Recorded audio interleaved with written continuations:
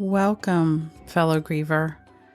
If you found yourself here today, I hope this offers some comfort and maybe a few thoughts that could help in life after suicide loss. I'm Melissa, host of the Leftover Pieces Suicide Loss Conversations, and if you're returning, I'm so glad you're here. And if you're new to this podcast, this corner is what I call Down the Rabbit Hole. These are my solo episodes where I think out loud about life after suicide loss. You know, the real stuff that shows up in our bodies, in our families, and in our lives and communities. Sometimes I pull from my own day, week, or even life after loss. And sometimes it could be a theme that's surfaced in group or in messages from you. If you are brand new and want a bigger picture of me in this space, you should always start with the Start Here, Meet Melissa first episode. And just so you know, this podcast is made up of several different styles of episodes to best meet you where you are in your journey. Longer conversations with guests, occasional daily short nugget series, and even these down the rabbit hole reflections. So just know you'll hear a mix that hopefully fits your moments. So let's go ahead and drop into the episode for today, where I'm going to be teasing apart the idea of reacting versus responding after traumatic loss like suicide. And I don't want to shame any reactions because they're all human, but to widen the space a little bit where we can make choices and choose what's best for us. I want to first look at nervous system patterns, right? And I think we've probably, most of us, heard of the traditional 4, but I'm going to go with the more expanded version of 5. Fight, flight, freeze, fawn, and flop. And how to spot these activations in real time, in life after loss, and how tiny, honest choices build a life aligned with values. And just so you know, if you've been listening along to this month's daily nugget series, this episode fits really nicely inside of the hope, healing, and becoming that we've been discussing this month. I'm going to offer a quote that I heard that feels like it resonates here. A reaction tries to stop pain, and a response tries to honor truth. And this is at the heart of what I want to talk about today.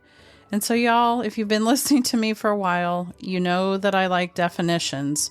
It helps me do just what I'm trying to do here, which is tease this idea apart about this reaction versus response and why we should lean towards one and not the other, but also why one seems to come more automatically than the other. So here's my quick definitions for reaction and response.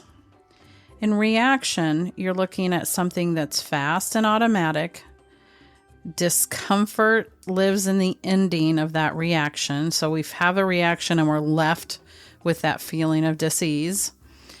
And it's usually urgent and it's an all or nothing, and your body kind of takes over and is running the show.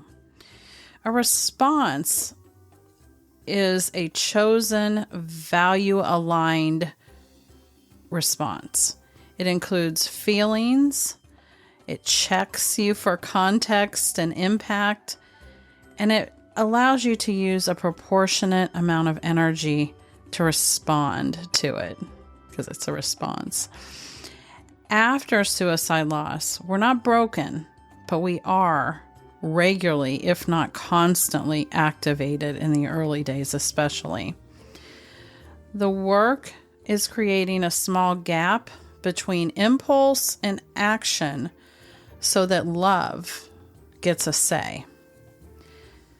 So the 5 protection styles that I talked about in the beginning: fight, flight, freeze, fawn, and flop. Again, no shame. This is just data. And many of us respond with one or more of these on a regular basis in life in general. But in life after loss, we respond with these automatically, meaning it's not something that we think about. This is what comes up. And quite often it's not just one. It can be a combination of several of these. And so I'm going to kind of loosely give you just a few word definitions of each one so that you can maybe think about and recognize which ones are showing up for you the most often. And I have found, at least for me, that the reactions that show up, these automatic reactions that show up in me that are related to my loss, that are activated by loss, are generally some of the same ones that would have showed up for me in any previous trauma situation. But let's talk for a second about the fact that for the most part, this is many of those of you listening's worst loss. And therefore, maybe you're recognizing that your reactions are more severe, they last longer, they're more deeply seated. So obviously the greater the trauma, the greater the reaction. So I just wanted to talk about that a minute so that you're not harshly judging yourself, because there isn't any room for any judgment here. So flight is, let me back up a minute. I'll start with fight, because most of the time we say fight, flight, freeze, and those are the ones people know the most. So fight is where you want to correct the activity or defend something, right? Flight is exactly what it sounds like. We want to escape it. We want to go past it. We want to move on. Freeze is a stuck or sometimes foggy, vague feeling, right? We just it's a pause. It's a, right? Fawn is an appeasing or automatic yes. It's a pleasing response, if you will. And flop is kind of what it sounds like. It's a complete shutdown or collapse. And that's why I think it's important to talk about flop in the context of today's episode, because it is not part of the traditional model, but it has been added in recent times and talked about more often.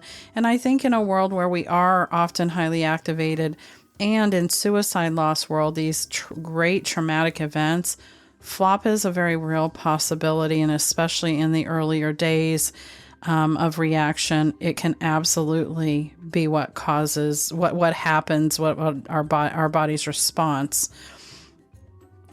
So what I want you to think about as you think about these responses showing up in life after suicide loss is give yourself this tiny mantra to remind yourself that my body is loud. Like our bodies scream at us sometimes, because this is not just an emotional reaction. This can be a physical reaction. So say my body is loud, but I don't have to obey it. So here's the thing. We're working on new narratives, because that's what you guys know I do a lot, is help you think about how we can reframe something to react differently, right? So therefore, this ties in today, so it can become a calculated response. We can recognize the reaction and turn it into a response. Because if we just stop at the reaction, oftentimes the way it plays out doesn't serve us. But if we can recognize the reaction for what it is, then we're able to choose that value aligned response, which includes us feeling better in the end versus feeling not good at the end, if that makes sense. So how do you tell, you might ask, that if you're reacting so that you know to pivot? Because we don't want to assume that every automatic thing that comes up in our body is wrong. That's not a good feeling either. But we do want to pivot when it's coming purely from that 5F reaction series of chain of series. So, chain of events. Words are apparently hard for me right now. So, there's many things that we can do that make us start to analyze, is this my body just on autoplay? And one of those is our body will tell us, stop for a minute. Is my jaw tight? Is my chest tight? Or a lot of times with me, I'll notice my heart feels like it might be racing. You might feel a shift in your gut, that whole, I feel something in the pit of my stomach. You might even get hot or cold flashes. You might find yourself feeling clammy all of a sudden. You could get really tunnel visioned. And by that, I mean, suddenly you don't feel like you can see anything except what's right in front of your face. You might also find that things like the thoughts that are coming to your mind, they feel catastrophic. They feel doom and gloom. They're of the always or never category, which I try to say those are two words we should stay away from, always and never. But if you find you're in that fatalist thought process, or if you're wanting to immediately fix somebody else's thoughts, feelings, or words, that's one way to recognize the 5 F's. Also, our behavior can tell us, are we immediately texting really fast something back to somebody, or are we immediately going to ghost mode, or are we automatically wanting to please somebody by saying yes, even if we haven't thought it through, or even if we feel too foggy? So common activators for us after loss are obviously things like the date of their passing, which I think you guys know I have come to call the worst day, because we always struggle with what to call it. So date of their passing, the worst day, their birthday, songs, smells, certain phrases that maybe they said. You guys know there's so many, right? Any activator that's out there. And we have to treat these instead of bad things or things that we just wish would go away, because yes, we do, but they're not going to, right? So it's part of life. And here we're learning to live life after, even though it's hard, even though it's clunky and full of stops and starts, we're learning and we're moving forward. Even if it's slow, it's still movement, you guys. So what I want you to do is learn to treat these activators as green lights to pause. So instead of going, I'm not any good at this grieving thing, the minute the reaction comes up, say to yourself, okay, I'm having a reaction, and take that as a minute to pause. Okay, I need to breathe. I need to take a deep breath so that I can think my way through this to a proper response. I'm reacting. I would prefer to respond, and just pause. This is not proof that you're failing at grief, which is what I told you. Don't go, gosh, here I am reacting again. And I'm supposed to, the reaction is your cue to pause. Instead of allowing the reaction to take you on autopilot and do all those things that are simply a reaction, allow it to cause you to say, okay, I'm recognizing this feeling. I'm going to take a pause. I'm going to give you an example of this in action, because it actually happened to me just months ago. And for those of you that have been listening a while, you may know that we marked 9 years since losing my son Alex to suicide in August of 2025. So I'm not new at the loss of my son to suicide, although some of us can and will argue, I'll be on that bus, that this is never going to be old. So, and some days it still feels brand new. But you get the idea. I've been practicing a lot of these things for a long time. So, in order to protect people's privacy, I am going to veil this story a little bit. But I need you to know that the premise of this story is 100% accurate and did occur to me, because I want to share with you, one, a real life example, but two, prove to you that with practice and time, because you guys, I got to back up there. I subscribe to that whole time does not fix anything. So when someone tells you time's going to fix it, time will cure it, yeah, you're right at feeling irritated at that, because it doesn't. Time passes, and it's what we do with the time that matters. So the work that I've put in since I realized that, and you'd have to go back to listen to my stories to know that the first 3.5 years I was doing the best I could, but I didn't have the right resources and things. So since I've been putting in the work, since I've learned the right tools, since I've done all of that, this was proof. This was proof that it matters, that it works. And I remember after having the situation, what I said to my husband. So let me go back and start the story. A few months ago, I found myself in a situation where I was coming down a flight of stairs. And this particular flight of stairs actually was very symbolic in many ways, because it was separating what felt like safety to me with what felt unsafe at the bottom. And so what I was used to was staying in the upstairs space when I was here, so that I felt safe. I knew what to expect. Everything was in its place. Like, it was something where I just felt safer physically and emotionally. I mean, I wasn't physically in any danger really, but I just felt safer in the upstairs area. And the downstairs was more filled with unknowns and chaos and possible confrontation. And it was a situation that I chose to navigate for almost a whole year, where I increasingly started spending no more time in just the upstairs area and less in the downstairs. So then when the situation changed after a year, and there was no greater threat emotionally, down or up, and all things were equal for the sake of argument, it took probably a couple of weeks, and I mostly was existing the way I had previously, spending most of my time in the upstairs area, not really coming down much because habit, right? And then I started to kind of slowly come down and spend more time, started trying to divide my time in a way that made sense.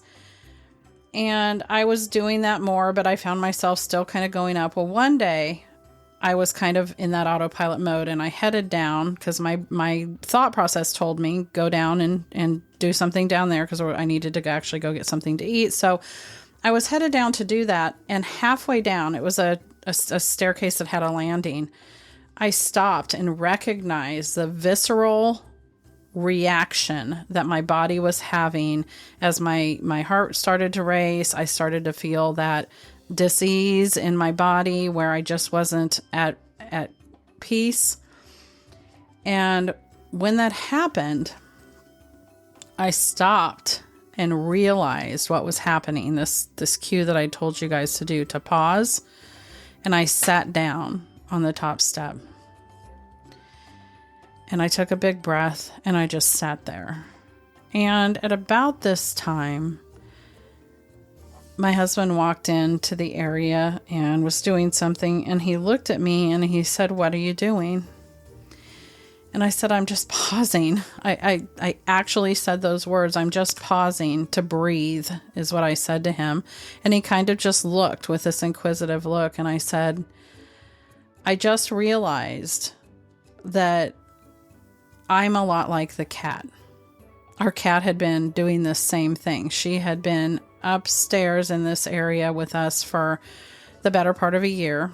And she had been kept in a room because it was a big room. Please don't come at me about the cat, because it was a huge room with multiple spaces. She had multiple cat towers, plenty of room to run. It was no different than if she was living in an apartment. So she had a nice big space, but she was not allowed to leave that space. She did not have free run of this whole house.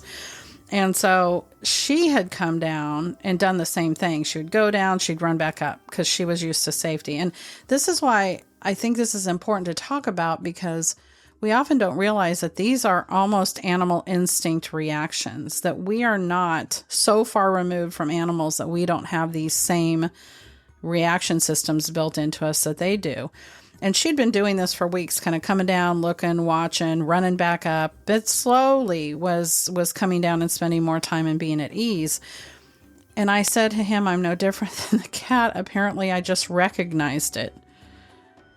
And I said, so I'm just taking time to honor these feelings before I take a few deep breaths and walk into this from a safe space. And he said, oh, that sounds like a good idea. And then I said to him, I'm actually really proud of myself.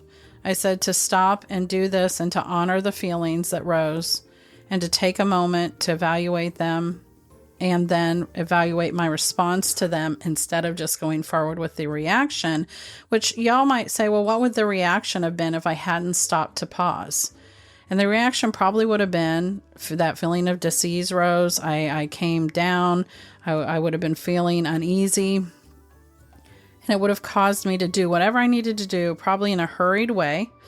Probably I could have even been snippy with my husband if he walked in instead of friendly. And then I would have retreated back up to where it felt quote unquote safe, right? And there wasn't anything unsafe about that. I'm telling you feelings, right? Instead, I took the time to pause so I could respond. And I am telling you that it's not the first time that's happened. I have been practicing many of these skills for a long time.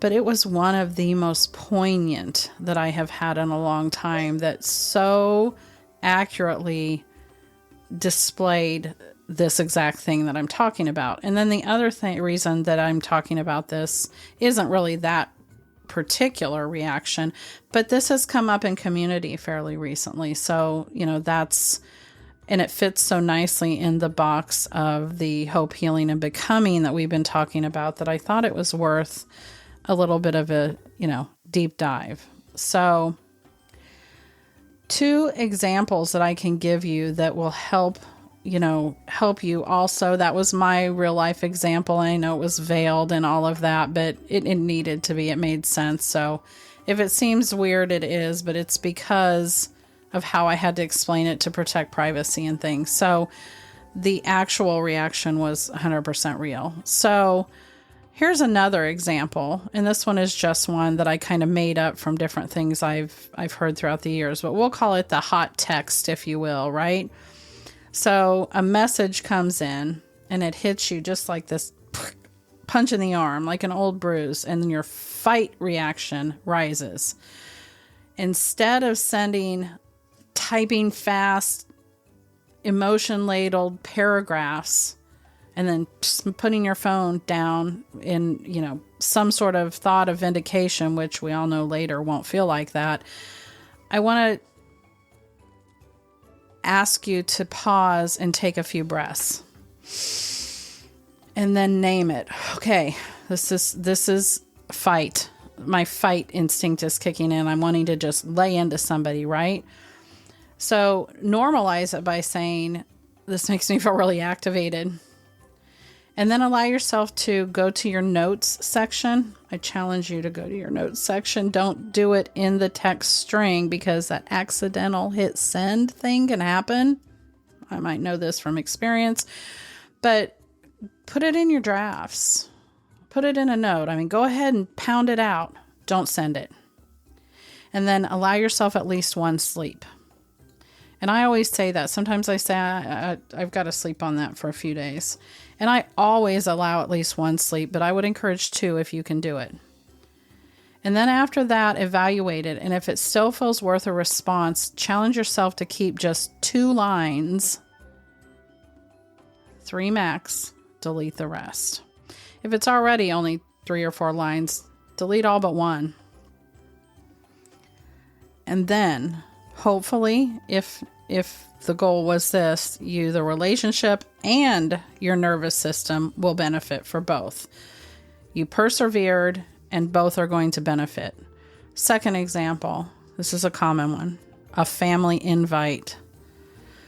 An automatic yes would cost days of recovery sometimes. And I think many of you know what I'm talking about. And if you're new here, you may not.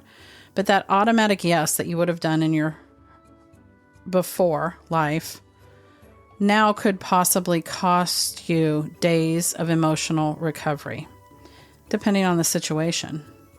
So you need to do a values check with yourself when this automatic, because now it won't be an automatic yes necessarily, unless you're just letting your habits take place. Oh, cool. Yeah, I'll come.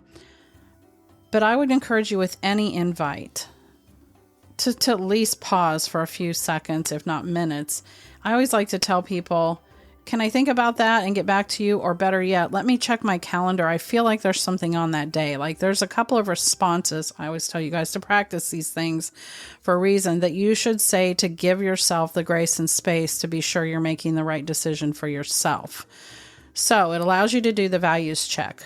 You can check in with honesty of your response, the tenderness to your own heart, your capacity to handle the event for whatever reason, and then come up with a 2-liner. Thank you so much for including me, or thank you so much for asking. That's a great way to start because you're leading with something kind. I am going to be keeping things extra gentle this month, and I'm not sure I'm going to be able to make it, but I'm sending love. And does that feel awkward to some people if they are not used to getting this from you? Sure.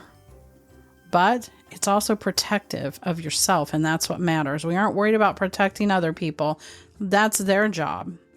Our job is to protect ourselves.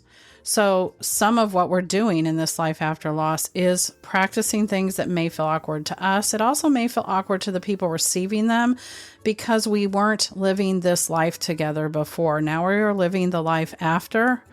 And it's going to require some different responses and behaviors. And it takes a while for things that are new to not feel uncomfortable. Everything in life after in the beginning is uncomfortable. So of course, sometimes the more we know what to expect, right? The better. Know it's going to feel awkward, but do it anyway.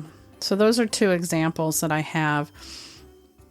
I want to wrap this up so it doesn't go on forever, because I think you've gotten the idea of what I'm talking about.